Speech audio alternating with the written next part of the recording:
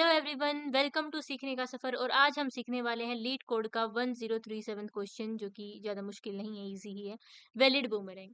तो इस क्वेश्चन में देखो हमें क्या करना है। हमें 3 पॉइंट्स दिए गए हैं जो कि है एक्स वाई प्लेन पर, और हमें चेक करना है कि ये बूमरैंग है या नहीं है। अब देखो बूमरैंग की कंडीशन क्या होती है। पहली कंडीशन ये होती है कि सारे जो पॉइंट्स हैं वो डिफरेंट होने चाहिए। सेकेंड कंडीशन ये होती है कि वो स्ट्रेट लाइन में नहीं होने चाहिए। ठीक है। अब कोई भी पॉइंट अगर स्ट्रेट लाइन में होता है तो उसका क्या होता है, स्लोप जो है सेम होता है। ये आपको पता होना चाहिए। ठीक है, स्लोप सेम होता है तो मतलब स्लोप निकालते कैसे हैं, y2 minus Y one upon x2 minus Y one x1 sorry. ठीक है। अगर ये मेरा मतलब इस प्रकार से हम स्लोप निकालते हैं और हमें चेक करना है स्लोप अगर हमारा सेम आ रहा है तो इसका मतलब वो हमारा बूमरैंग नहीं है। और अगर हमारा स्लोप सेम नहीं आ रहा तो इसका मतलब हमारा बूमरैंग है। क्योंकि स्लोप सेम स्ट्रेट लाइन वालों का ही आता है और बूमरैंग स्ट्रेट लाइन वाले नहीं होते। आई होप आपको ये बात समझ आ गई होगी। अब हम इस टेस्ट केस से दोनों से चेक भी कर लेते हैं इसको, फिर मैं आपको ये कोड जो मैंने लिखा है यहाँ पे, इसको ड्राई रन करके इससे समझाऊंगी। So let me use this pen. तो ये वाला एग्जांपल लीजिए आप। देखो इसमें आपको क्या पॉइंट दे रखे हैं, 3 पॉइंट्स दे रखे हैं। ठीक है, जो कि एक्स वाई प्लेन पे हैं। सबसे पहला पॉइंट है 1,1, जिसमें से हम इसको x1 मान लेंगे और इसको y1 मान लेंगे। सेकंड पॉइंट है हमारे पास 2,3, इसको हम x2 मान लेंगे और इसको हम y2 मान लेंगे। थर्ड पॉइंट है हमारे पास 3,2, जिसमें से हम इसको x3 मान लेंगे और इसको हम y3 मान लेंगे। देखो मैंने अभी आपको बताया कि स्लोप चेक करने का, स्लोप निकालने का फॉर्मूला क्या होता है, y2 minus Y one upon x2 minus x1। ठीक है। यहाँ हमने इन दोनों का तो निकाल लिया। अब हमें चेक करना है कि स्ट्रेट लाइन है या नहीं, तो हम इन दोनों का भी निकाल लेते हैं। ठीक है। अगर वो दोनों सेम आ जाते हैं तो इसका मतलब वो स्ट्रेट लाइन है, और स्ट्रेट लाइन है तो वो बूमरैंग नहीं है। ठीक है, तो अब मैं इसको क्या करूंगी, y3 minus Y one upon x3 minus x1। अब मैं इसको डिवाइड क्यों नहीं कर रही हूँ, मैं इसको यहाँ पे फॉर्मूला में भी मल्टीप्लाई करके क्यों चेक कर रही हूँ, क्योंकि अगर बाय चांस नीचे अगर जीरो बन जाता है तो फिर हमें जीरो जो है नीचे इशू करेगा डिवीजन के अंदर। तो इससे बढ़िया हम इसको क्रॉस मल्टीप्लाई करके फिर चेक कर लेते हैं। मैं क्या करूंगी, y2 minus Y one into में x3 माइनस x1 क्या इक्वल है y3 minus Y one into x2 minus x1। तो x2 कितना है मेरे पास, 2 है भाई। और x1 कितना है मेरे पास, 1 है। y3 कितना है, 2 है। y1 कितना है, 1 है। उसके बाद इधर y2 कितना है, 3 है। और y1 कितना है, 1 है। इधर x1 1 है और x3 कितना है, 3 है भाई। 3 minus one two into 3 minus one two is equal to 2 minus one one into 2 minus one one. ये तो भाई 2 2 जा 4 आ रहा है और इधर 1 1 जा 1 आ रहा है। क्या दोनों बराबर है, नहीं है, ये बराबर नहीं है, इसीलिए यहाँ पे ट्रू आया है कि ये बूमरैंग है। ठीक है। अब मैं जब सेकंड वाला आपको दिखाऊंगी, अब मैं इसको ना ड्राई रन करके दिखाती हूँ पहले कोड के अकॉर्डिंगली। वैसे मैंने करके दिखाई दिया आपको, इससे समझ में आ गया होगा मैंने क्या किया, लेकिन फिर भी बता देती हूँ एकदम कोड के साथ साथ, लाइन बाय लाइन।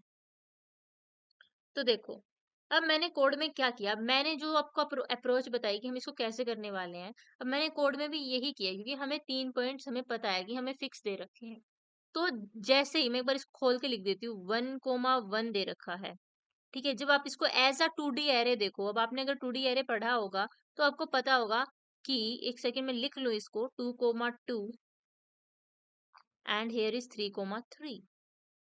तो देखो ये आपका सबसे पहला पॉइंट हो गया, ये दूसरा पॉइंट हो गया, पहला दूसरा और तीसरा। आपको पता है कि इंडेक्सिंग हमेशा एरे की 0 से स्टार्ट होती है, और इसके अंदर आपको पता है कि इसके अंदर 3 रोज हैं और 2 कॉलम है, दिख रहे हैं आपको। और इंडेक्सिंग 0 से स्टार्ट होती है तो 0 एंड 1, 0 1 एंड 2। अब अगर मैं आपको कहूं पॉइंट्स ऑफ 0 0 पे क्या है, यानी कि यहाँ से 0 और यहाँ से 0 कॉलम पे क्या है, 1 है।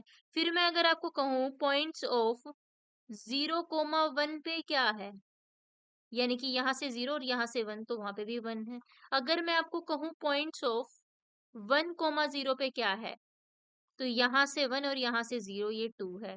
फिर पॉइंट्स ऑफ 1,1 पे क्या है, यहाँ से भी 1 और यहाँ से भी 1, यहाँ 2 है।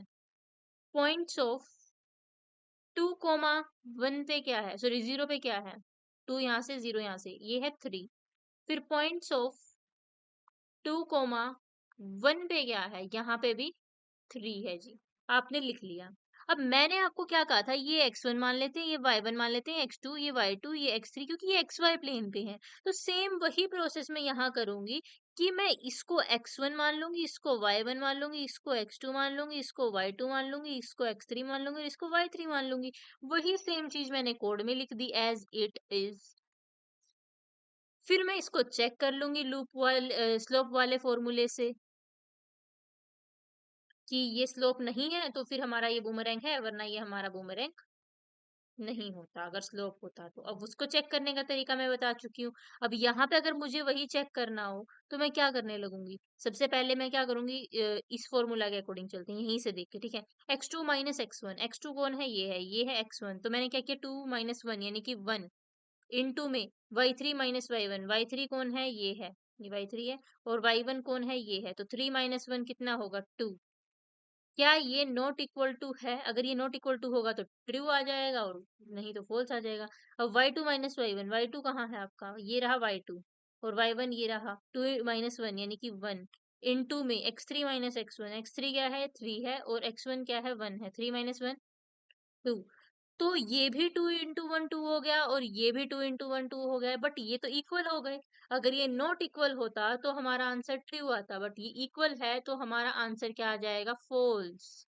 क्योंकि यहाँ आपको बूलियन ऑलरेडी दे रखा है, तो ये बूलियन या तो ट्रू होता है या फॉल्स होता है, इन दोनों में से रिटर्न करेगा। और तो यहाँ पे जो कंडीशन लगाते हो उसके हिसाब से ट्रू देता है, वरना फिर जो भी आए वो फॉल्स देगा। अगर ये नॉट इक्वल कहा इसने है तो ये ट्रू होना चाहिए था अगर नॉट इक्वल होता, बट ये इक्वल आ गया तो यहाँ पे इसलिए आंसर हमारा क्या आएगा?